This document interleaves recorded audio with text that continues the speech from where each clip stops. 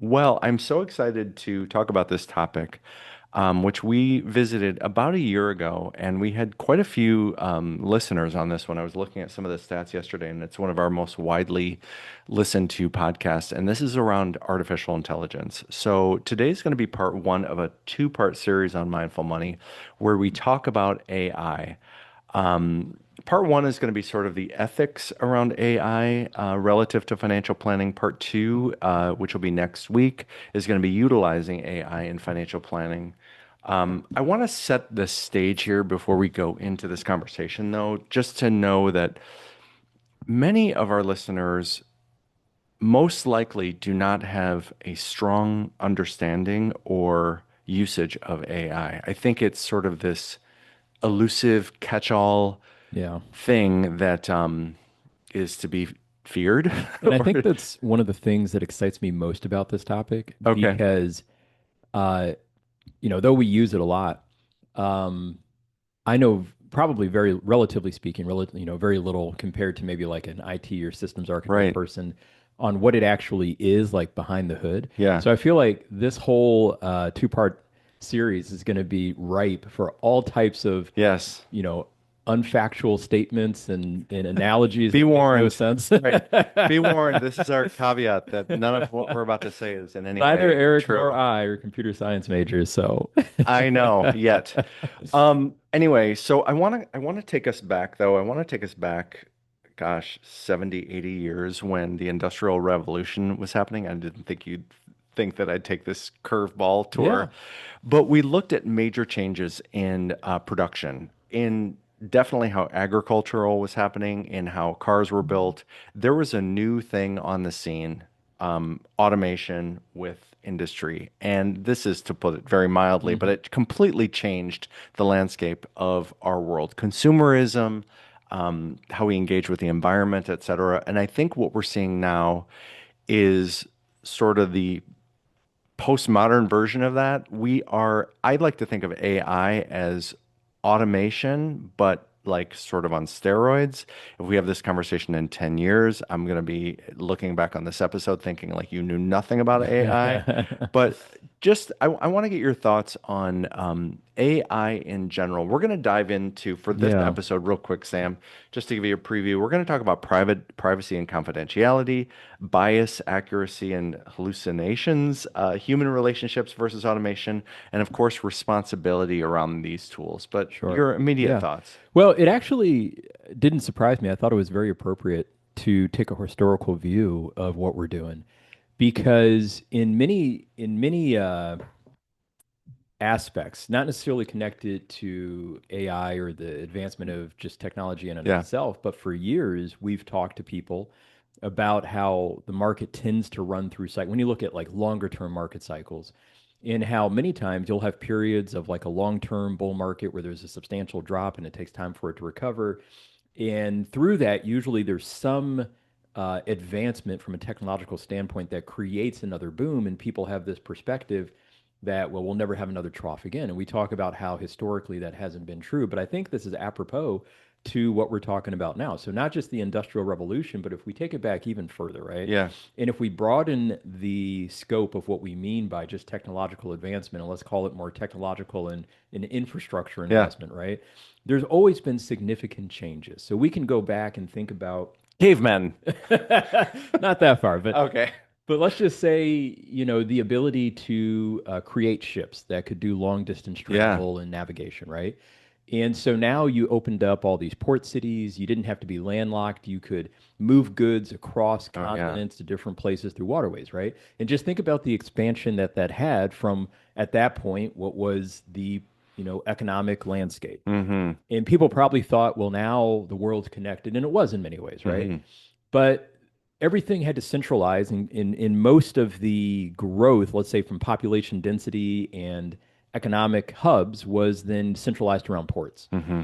But then you had the invention of railroads. Mm-hmm. And now ports and cities were able to expand because you were able to move goods and services inland to a Yeah. greater degree, right? Yeah. Then you think, okay, well, what could come after this? And then you have cars. And now it's not just about being on the rail lines, but now you can have these veins, so to speak, that branch out and go to Mm-hmm. all different types of places. And you Mm-hmm. say, oh man, well, now we've really done it. And then Yeah. you can have things like automation, like what you were talking about at the assembly line and all these other things that Yeah. speed up Mm-hmm. production. But then beyond that, you have the, advancement and creation of aviation. And now you don't have to worry about just ships or cars or trains, but you can literally ship and fly stuff all over the place. And so that It's wild. interconnected global economy tightened even further. And you're Yes. thinking, well, this is it, right? Unless we Yeah. invent teleportation, like this is all you can go. All And then right. you have the advancement of the internet throughout the 80s and 90s, and let's say really in the 90s. And in a way, it almost was like teleportation, where Mm-hmm. at a moment's instant, no matter where you are, you can almost connect with any business and things, Mm-hmm. right? And so we saw this economic spur and boom and in fear that went with it about how so many different industries and people and Of places were going to course. be displaced Right. and all these other things, Yes. right?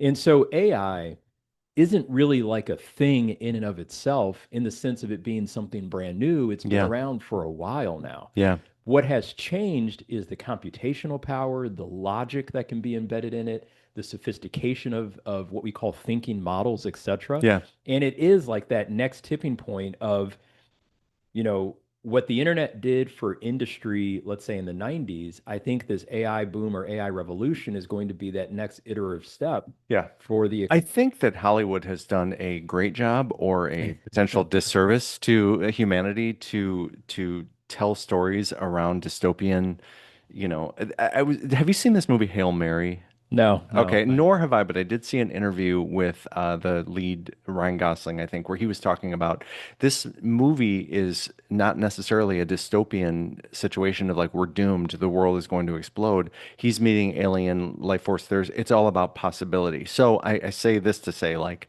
there seems to be a negative connotations of like robots are going to take over the world, or you're struggling to find a relationship, well, you can have a relationship online. I mean, there's been so many movies. They're Yeah. fascinating, but I think they're talking about the very thing that's the unknown of like, what's humanity going to be like?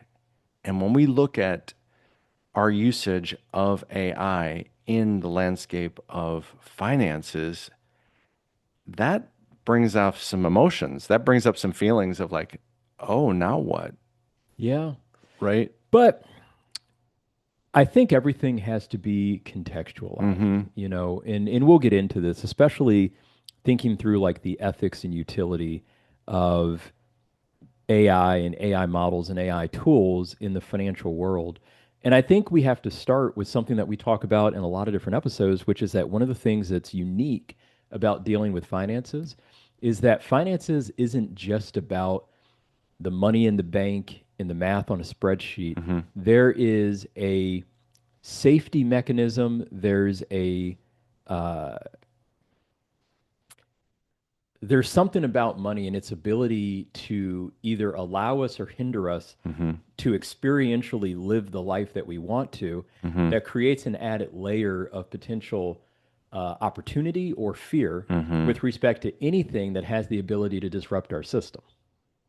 It's very true. That's like the understatement of the year. I think And that, and the fear that people have is, okay, well, is there a greater chance of loss, right? I wake up one day and my bank account is drained hmm because of like a computer error or the robots took it. hmm And it's not to say that that fear is completely unfounded, but at the end of the day, we talk about how so many of the things that we worry about, though they seem sophisticated on the level, on the surface, hmm really, if you dig into it, there's just a handful of like common universal fears that everything stems from. Right. And this is one that's probably connected to not only fear of the unknown, but loss of control is really what's at the Well, root. let's talk a little bit about privacy. Let's talk a little bit about like our first little subsection of this conversation of like putting your information out there. I have a memory of going to the Jewel 20 years ago and someone asking for my telephone number. And I Yeah. thought, oh, here it goes. I'm going to get Yeah. Yeah. hijacked or identity theft. And I was like, no,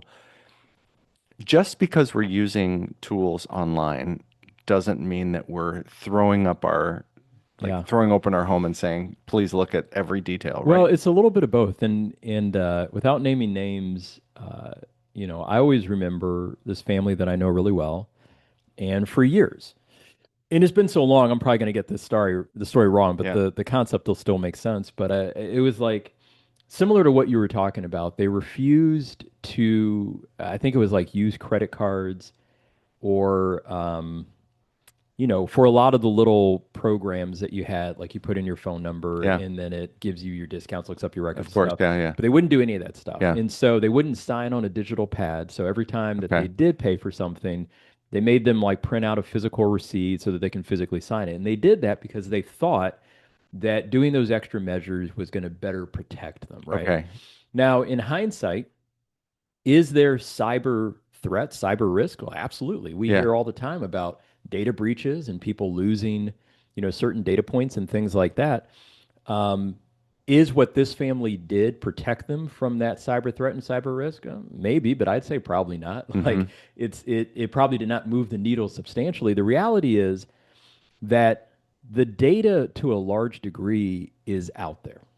It's very hard to engage in this world and be completely off the A hundred grid. percent. Now, that Yeah. doesn't mean that you just throw up your hands and say, well, I'm not going to take any protective Right. measures. It's a balanced approach of being prudent and trying to protect yourself, understanding where there's risk, and then determining if you're comfortable with that level of risk. Yeah. But I think for people who completely refuse to engage, like we've seen historically, Hmm. the end result is they're going to get left behind. Yeah. All right. We're going to take a quick break. We will be right back.